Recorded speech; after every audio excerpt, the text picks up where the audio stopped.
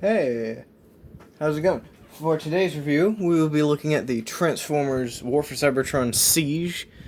I'm a 13 Leader Class Ultra Magnus. Now, this is currently my favorite Siege figure, if not one of my favorite Transformers that I own. I know that there's a lot better figures than this one. Heck, I have one, the Masterpiece Soundwave, which I may or may not do a review of. I don't know. I'll let you decide. I might do a poll on my Instagram or something, which you should definitely follow. Baby Godzilla, that's it. Anyway, so let's look at this beautiful, big, thick boy's box. You got the Siege down there. You got Transformers. You got the Generations logo. You got Takara Tomy. And then you got his name. And then you got this beautiful looking artwork over here, which if you grab a blacklight, which I got this with my special edition Journal 3, which I love very much, then you can like spray it on there. And if you're in a dark place like I am, you can whip out the blacklight.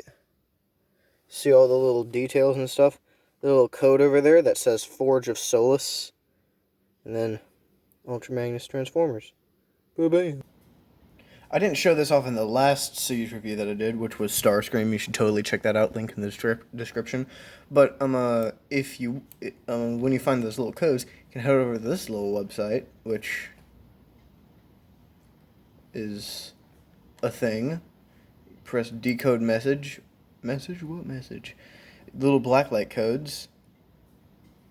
Then, just my laptop is slow.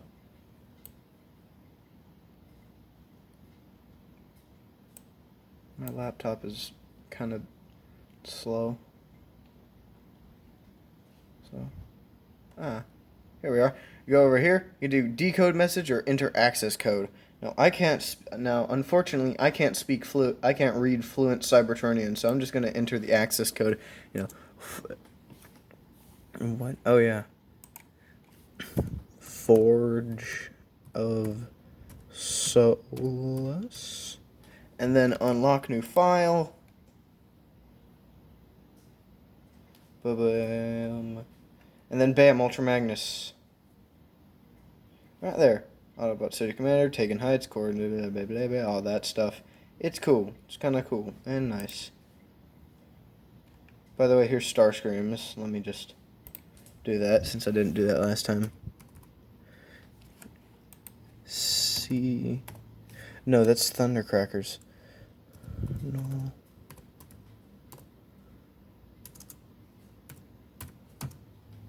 Well, I spelled that wrong, I think. Or maybe it's just Null Ray. Yep, it's just Null Ray.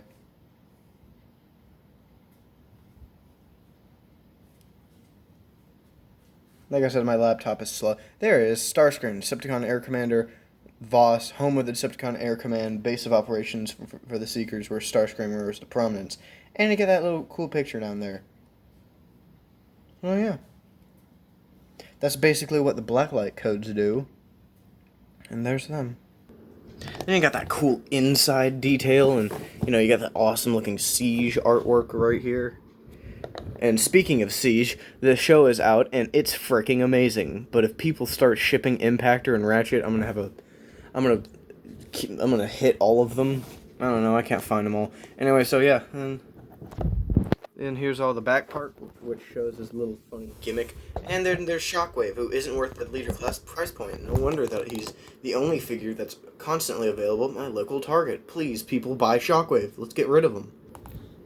So that was the box. Also, there's, the legal stuff in the top of the box, which, nobody freaking cares. So let's just get on to the point of the actual review. I'll review boxes one day, but this is a toy review, specifically of one of my favorite Siege figures ever, or at least until this October. Hold on, my children, I have a 2-foot surprise for you.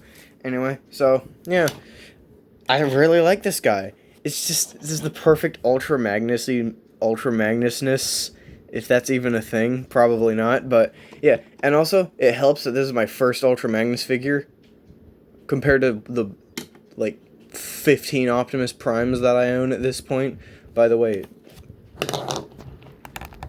it was boosted to 15.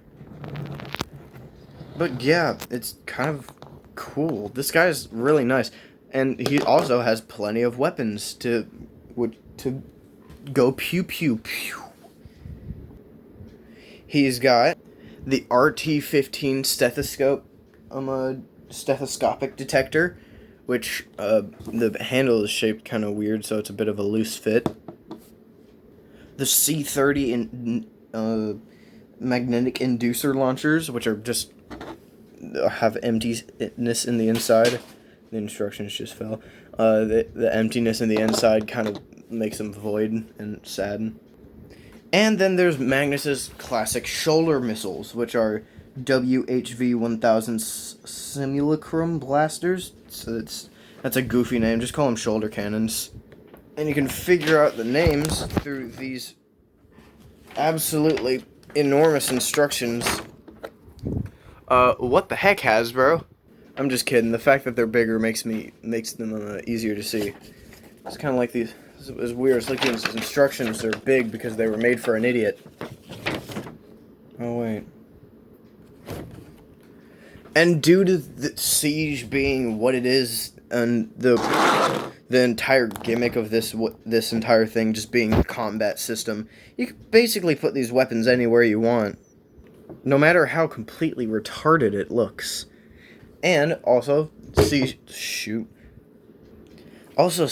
classic, scrappy, crappy paint, gimmick is present and accounted for in Magnus, but it's not that bad. That all there really is some grease on his tiny thighs, and a bit of a bit of junk in the trunk. But it doesn't really bother me because there isn't that much. I mean, there's a bit on the chest, but I didn't even notice that until now, and I've had this for about a year at this point, so yeah, it's not that bad for Magnus. But one thing that is bad, this is probably just my copy, but the legs are kind of loose. That might just be my fault, though, because, ooh, I like that ratchet joint.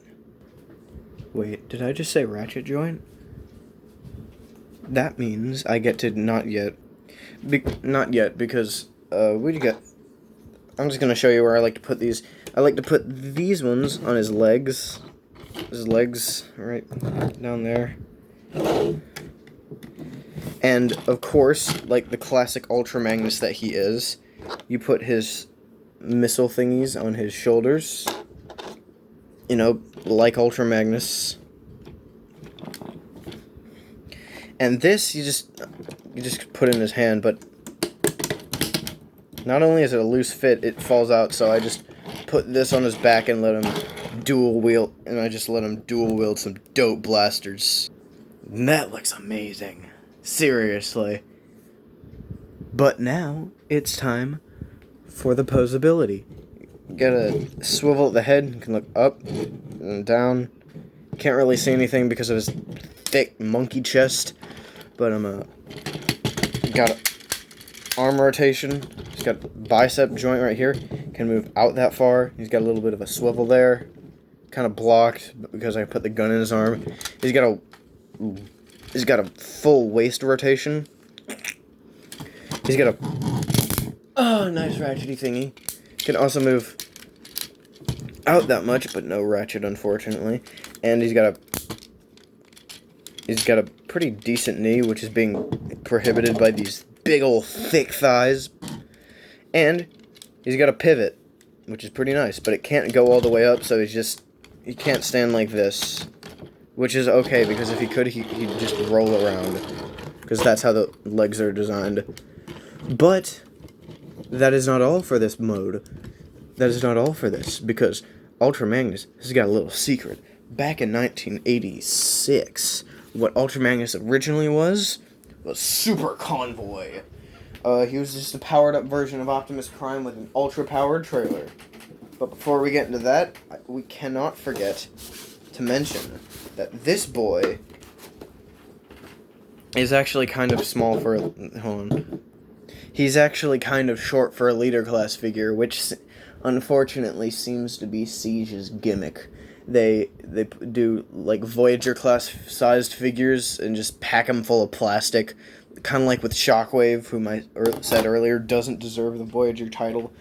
But I will say one thing: Astrotrain's worth it, even though I bought him at a $70 price point. What is wrong with me? B and Yang, Ayanami Pop. Last week's review, Studio Series Hightower, and a jar of peanut butter. Wait, an empty jar of peanut butter. That being said, this guy's pretty decently posable. He can pull off a very, very nice amount of poses. Kind of prohibited by how thick he is, but if you want better posability, then you're gonna have to strip this boy. Gotta strip him down to his pasty whiteness. Kinda like me. My gosh. Look at that farmer's tan. What you want to do first is you want to take his leg, just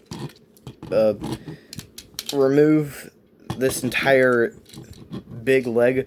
He's not as thick anymore, but that's the price to pay for a good G1 reference, I guess. Do the same thing on the other side. It'll happen eventually, I promise. There it is. And now he's like... Oh, shoot. Gotta flip out these little heel spurs. Make sure that he can stand. And now he's Deadpool when he was regenerating his legs. Because of course he is. Hasbro, why did you make me able to do this joke? Next, what you want to do, you want to flip out his crotch. Obvious joke. Flip it around. Obvious joke again. And flip it back in. Now he's slightly naked. Take his arm area. Pull that out. What I like to do, put my finger right here. Put my thumb there. And just push it out. Just get a little peg in there. That most likely won't break anytime soon.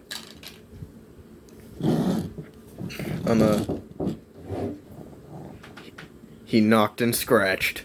If you don't get that joke, watch Bert Kreischer's special, Secret Time. Anyway, so then you just want to pull that out. There's a little tab right there. You just rip his shoulder off, and now he's halfway done. And you do the exact same thing on the other side.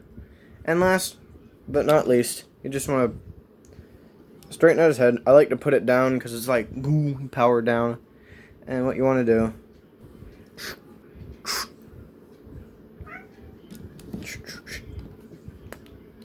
and then just flip that up, and you just like rip it off. That sounds like it's gonna break.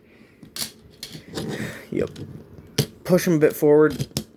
Push up his bum, who's got a little hole in it. It's got a little hole in it. Push it back here till you hear that click. Pull his arms back. Flip his head out. Ow. And then push it back. And then bam, now you have Albino Prime. I know that's an MGO joke. Don't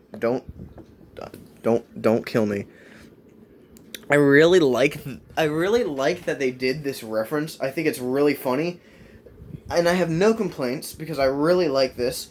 But I have one complaint that's not really a complaint and just an inconvenience. This makes his transformation really, really hard in stop motions, which I do. I'm working on a big one currently. It's gonna end with Devastator. You know, if I could find him. Oh, by the way, Walmart had Devastator on pre-order for $30. I almost got him, but I did not, unfortunately. Not Devastator, Overload, the last part of Devastator. That would have been cool, though. Anyway, so, yeah. The posability is basically the same, except this head swivel is looser. And his knee can go back farther. And he's got another pivot, which can go both ways, kind of, for some reason. I don't know why, that's weird. His size is just about the size of a Voyager class figure, really. The regulars, B, Yang, Ayanami. Hightower, who is actually a really tall deluxe. And the empty jar of peanut butter. I need to stop adding random things into the size comparisons. Now let's stop screwing around. Let's transform this guy into his last mode. His truck mode. Go back to these heel spurs. Flip them up. Oh, that's a beautiful, absolutely amazing, sexy ratchet! Apologize, I got a little carried away there. Back to your normally scheduled review. Normally scheduled. This was supposed to come out yesterday. More information on that at the end.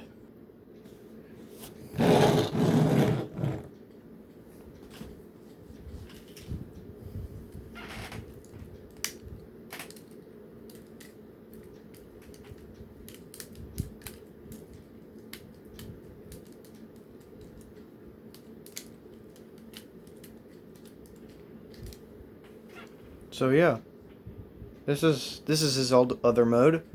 It's his truck. This is ugly. So let's just go. Size comparisons. High tower. The basic others. Peanut butter jar. And sexy ratchet again. But hey, would you believe me if I told you there was a way to cover up this absolute disgustingness? And it's with...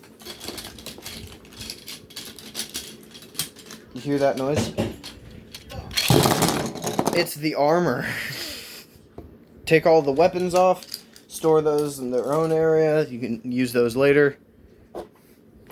Little hand parts, just collapse them, set them to the side. This part, you just straighten the head up a little bit, pop that out, unfold and unfold the bottom part, put it off to the side. This part, straighten them out, connect to them, put it off to the side, and then there's enormous legs. You just unfold them like a door. And don't put them off to the side because everything basically hinges on these two parts. You stick that little slot right there.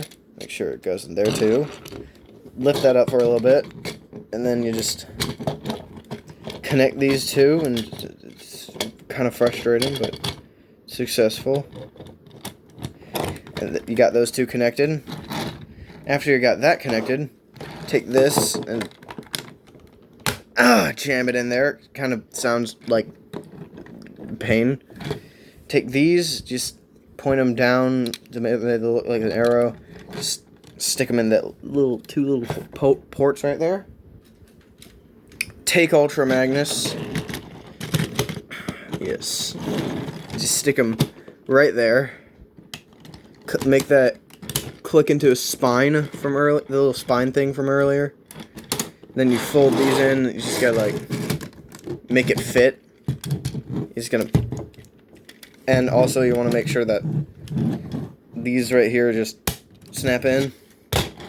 And then you almost got it done, but you gotta sprinkle the weapons. I like to put this one here, these ones here and here because of G1, and that one there, and that one there. And yeah, I really like this. I really like this alternate mode. It's just it's a great little G1 callback, and it kind of looks like the one from the 2002 Robots in Disguise show, if I'm correct. Not the new one, but that old Car Robots anime.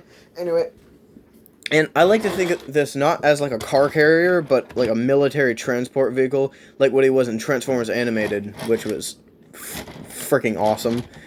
And yeah, he rolls, and if you don't click that in, then these two bottom wheels down here, they won't roll properly. So make sure that when you're transforming him, you hear a little click right there when you're pushing that up, or else he won't roll properly. But in terms of height, this boy ain't that big, but in terms of length, whew, even I'm getting a little bit jealous. The regulars, high tower, sexy ratchet, and jar of peanut butter. Overall, there's a reason that this figure is my current favorite Siege and Earthrise figure. Because he's awesome. Simple as that. He's just super cool, and he's the only leader class figure worthy of a $50 price point. You know, except for maybe Astrotrain, I don't know. I bought him at $70 because I have a problem. But hey, this guy's you can probably still find this guy at your local Target. I got him on the Big Bad Toy Store. He's since sold out and is now on pre-order.